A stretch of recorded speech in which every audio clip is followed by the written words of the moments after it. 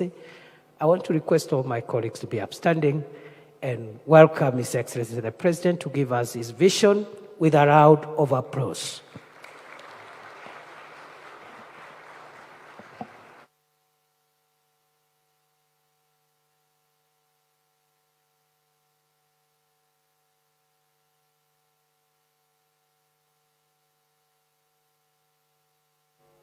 Thank you very much. Ladies and gentlemen, let's take our seats. Asanteni sana. Your Excellencies, honorable members, fellow Kenyans, let me first take this opportunity to congratulate the team led by our Prime Cabinet Secretary and the two departments of Foreign Affairs and of Diaspora Affairs for what I have seen is a job very well done. Congratulations from us. And today we mark a significant milestone in the crucial process of reviewing and consolidating our foreign policy into a comprehensive document. This policy reflects our strategic responses to global imperatives at both bilateral and multilateral levels, defines the values and principles driving our responses, and articulates our objectives as a nation. This transformation is timely, coming at the expiry of the shelf life of our 2014 foreign policy document that had been developed again in a concerted effort the way this one has been. Our foreign policy must align with the dynamic realities of both domestic and the international environment.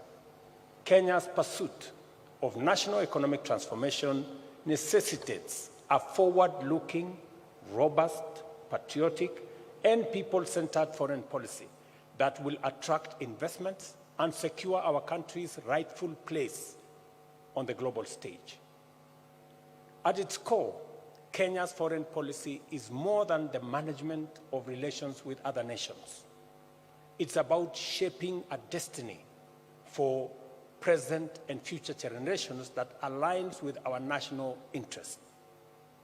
This policy, therefore, ensures that diplomatic engagements deliver tangible benefits to every Kenyan, unlocking the power of cooperation, the promise of partnerships, and the potential of a shared vision for a prosperous and interconnected future for our nation. The time has come to dismantle the barriers that have traditionally confined foreign affairs to the executive. Instead, we must adopt a comprehensive, inclusive, whole of government and all of society approach involving parliament, the judiciary, civil society, faith-based organizations, our young people, women, and also all other active stakeholders. At the same time, our foreign policy must provide a sound framework for effective strategies that serve our national objectives, priorities, and interests through diplomatic engagement. Let me say this, that each and every one of us, whether we are members of the judiciary, members of parliament, members of civil society, whether we are sportsmen, whether we are business people, we represent Kenya in engagements with others. And therefore, we have a diplomatic responsibility to represent our country well. Its ultimate aim, naturally, is to improve citizen welfare, drive national progress, and contribute to shared regional and global prosperity. Globalization has driven intensive integration and interdependence, blurring the line between domestic and foreign policy. This makes it imperative to redefine and reestablish a distinct, comprehensive foreign policy framework. And this is the exercise this ministry is engaged in. The new foreign policy document outlines clear objectives, identifies emerging trends, and proposes effective responses to global dynamics. It incorporates mechanisms for implementation, monitoring, and evaluation, ensuring that our diplomatic sector serves as a catalyst for Kenya's prosperity. Notably, it highlights opportunities in emerging fields, such as the digital diplomacy and climate diplomacy. As you all know, we progressively have raised Kenya's diplomatic profile. It is the reason why, for the first time in Nairobi, we held the first ever African Climate Summit in Nairobi. And I did it specifically because Nairobi is the environmental capital of the world, and we must lead in matters environmental diplomacy. It is the reason why our voice as a country is counted on by our African friends, by the global community, and we carry the weight of the fact that Kenya hosts the United Nations Environmental Program, and it is the reason why we have leveraged on it to raise the profile of our country and to make sure that Kenya plays in the right league.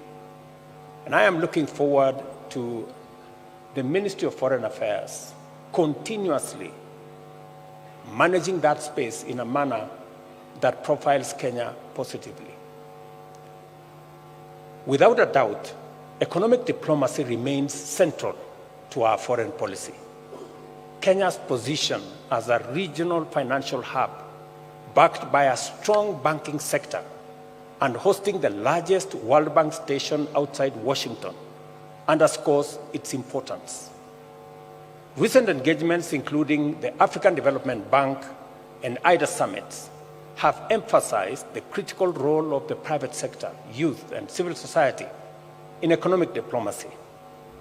When I was requested by the World Bank to host the IDA negotiations in Nairobi, when I was requested by the President of the Africa Development Bank to also host their summit in Nairobi, it demonstrated Kenya's new profile as a destination and as a voice for economic diplomacy.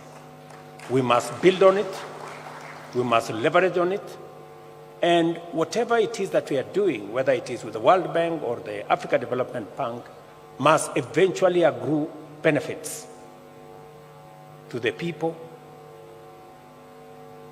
of Kenya. Our foreign policy must, therefore, advance the strategy of creating more and better trade and economic opportunities for industries and enterprises, with a special focus on the empowerment of small and medium enterprises and the inclusion of marginalized groups such as young people, women, and persons living with disability. In so doing, our foreign policy dovetails with the bottom-up economic transformation agenda. To benefit from this complementarity and alignment, it is time for us to be imaginative in order to enhance the capacity and the efficacy of our missions abroad and use them to promote trade and promote investment and position Kenya as appropriately as they can. Our nation's reputation as a dependable peace and security actor is a source of pride. Kenya has established strong credentials in the area of regional, Pan-African, and global peace and security engagements and operations. Our long-standing tradition of effective peacemaking, peace building, and peacekeeping has defined us as a force of common good in our region, in our continent, and globally. And sustaining this positive legacy is an important strategic priority for us. I expect the ministry to continuously focus in this space. It is the reason why we are engaged in all the interventions. Now in South Sudan, we're also engaged in the main Sudan. We are engaged in Somalia. We've just come out of DRC. And the global community approached Kenya to take our place in Haiti. It was not because of any other reason. It was because Kenya has positioned itself as a country that understands peacemaking, peacekeeping, and peace diplomacy has been, over time, a place where Kenya excelled. And it is our intention, and I'm sure you will put into the finer detail of this document on how Kenya can leverage on that space to make sure that we not only play our role, but we also profile our country positively. This is why, at the moment, Kenya is leading the UN-approved multinational security support mission in Haiti and mediating peace efforts in different parts of our region, including South Sudan, as I have said, Sudan, and across the region. We are determined to remain a peaceful nation, at peace with ourselves first, at peace with our neighbors, and also working with friends across the world. Under the Shirika Plan, which is another huge invention of Kenya, our innovative refugee program, we aim to transform camps into integrated settlements, setting a global standard for sustainable and affirmative humanitarian response. I had, for example, an engagement with the UN representative of Matters refugees, and they are working with other countries that have refugees, learning from Kenya how to integrate refugees and how people who have lived in a country for 30 years cannot continue to stay in camps, how we can integrate them into society and how we can use them as a force of good.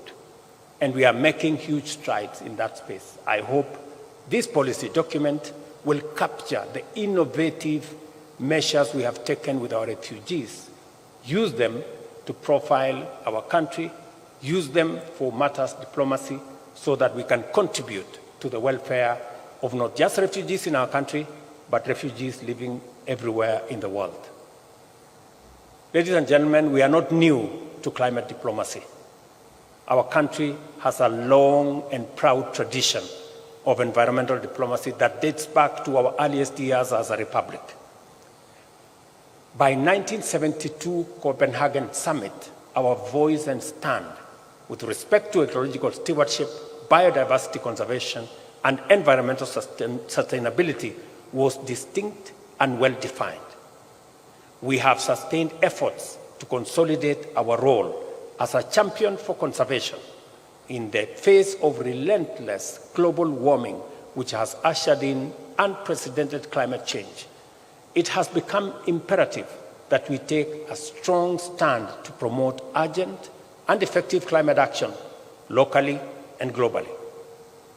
As chair of the Committee of African Heads of State on Climate Change, I had the honor, as I informed you earlier, of co-hosting the inaugural Africa Climate Summit in Nairobi, which produced the landmark Nairobi Declaration, a collective position of Africa's pathway to climate action, sustainable investment, and green industrialization. Kenya's role in shaping global climate conversation is a testament to our commitment and our dedication to matters climate. Kenya's engagement in global health diplomacy is also guided by lessons learned from COVID-19 pandemic and our commitment to enhancing inclusion and equity by promoting public and private investment to expand access to quality health care, address disparities, and strengthen domestic health systems while partnering to address pandemics and emerging public health challenges, not just in Kenya, not just in our region, but globally. As a national policy priority, Kenya is committed to sustaining its strong contribution to deepening regional integration through various initiatives, including the accelerated implementation of the East African Treaty and protocols, as well as promoting the free movement of people, goods, and services across borders. This commitment extends to our obligation under the Common Markets for Eastern and Southern Africa, COMESA, the tripartite free trade agreement that again came into force this year in May after meeting the threshold, and our efforts to actualize the Africa Continental Free Trade Area. To this end, we have adopted a visa-free policy and the Pan-African Payment and Settlement System to facilitate free movement and promote intra-Africa trade. Let me say this with clarity, that we have championed, we've taken the front line in making sure that Africa trades together, works together, and we ease movement within this continent. It is our voice and the recognition of Kenya's contribution in matters diplomacy around African integration that led the Africa Union in the 37th summit in Addis to ask Kenya to lead the way in reforming the Africa Union to make it a fit-for-purpose organization that can speak to the interests of Africa, the aspirations of the African people. And I want to promise you that I am putting together the report after meeting several stakeholders, and in February, I will be filing the first report to see how we can make the Africa Union a fit-for-purpose organization to drive our integration, to drive our investment and trade, and to make sure that we position our continent as we position Kenya in the right trajectory as we look into the future.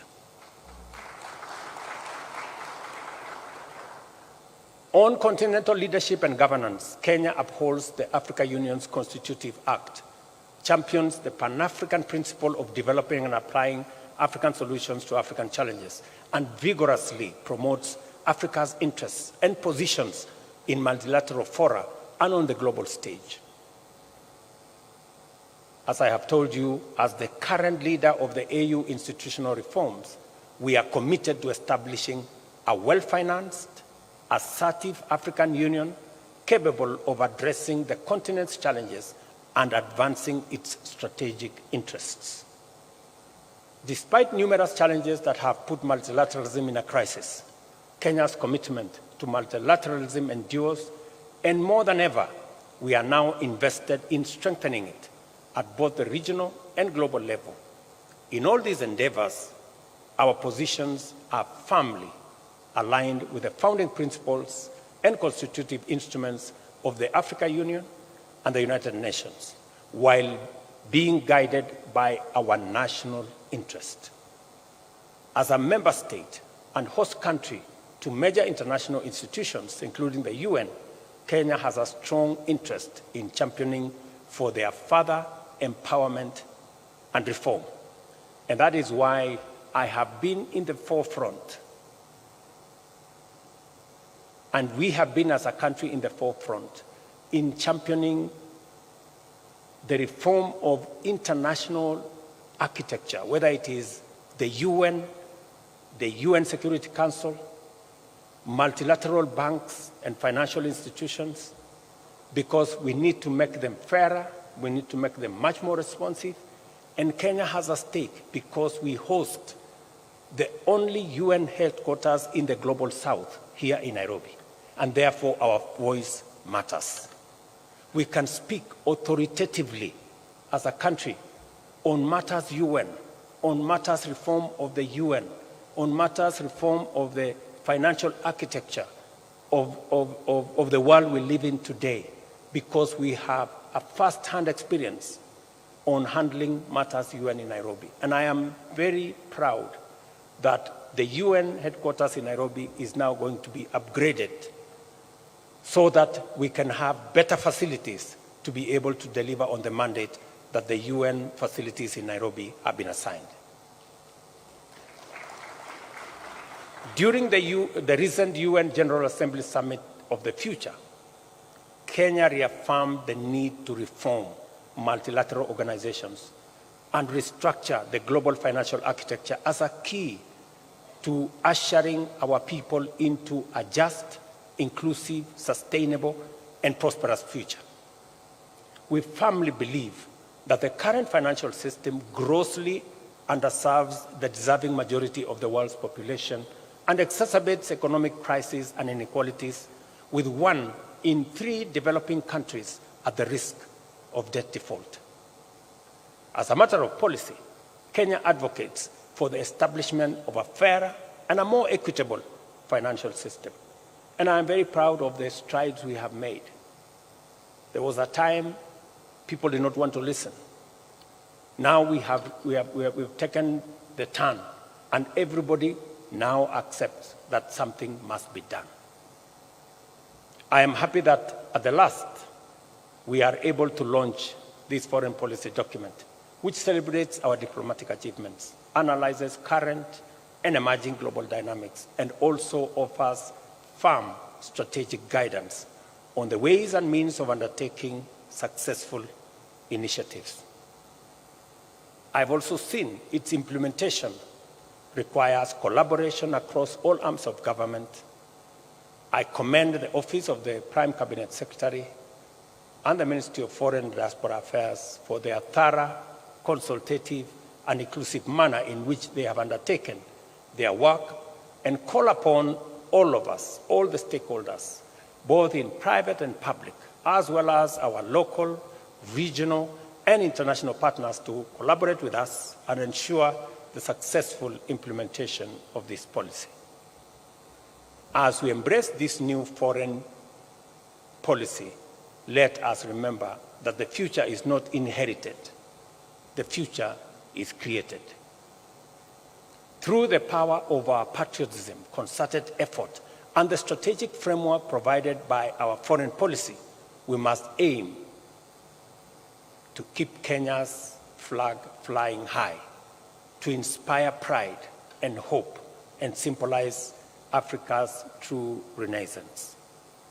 Diplomacy is a field rooted in tradition and techniques that safeguard national interest while uplifting humanity, embodying Kenya's identity as a nation committed to peace, proudly African, and dedicated to global prosperity. Guided by this policy framework, let us get to work in preparing our nation for the dynamic geopolitical landscape that is before us. This foreign policy offers an opportunity to rise and navigate the challenges of a complex world order with a lot of confidence and equally a lot of clarity. I am confident that the work that has been done by our team at Foreign Affairs and Diaspora Affairs is a good document. We look forward to taking it through the necessary processes, both in Cabinet, subsequently to Parliament, and also putting together a sessional paper that will also give fresh impetus to our foreign policy and expand its input to include that from our counties and all the other stakeholders that have been listed by the document. I wish you the very best as we focus on this space that seeks to elevate our participation, our collaboration, and also our partnership with as many a field, whether it is a multilateral field, whether it is on bilateral engagements, and now we are being told there is one called plurilateral engagements. So that whole space and whatever it contains, this document will help us navigate in that space. We will input when the document comes to Cabinet. I am sure Cabinet will also inform this document as has been informed by others, so that we can end up with a document that is fit for not just the present, but also articulates with clarity the medium and the future that we all aspire to. Thank you very much. God bless you. God bless our great country, Kenya. Asanteni sana.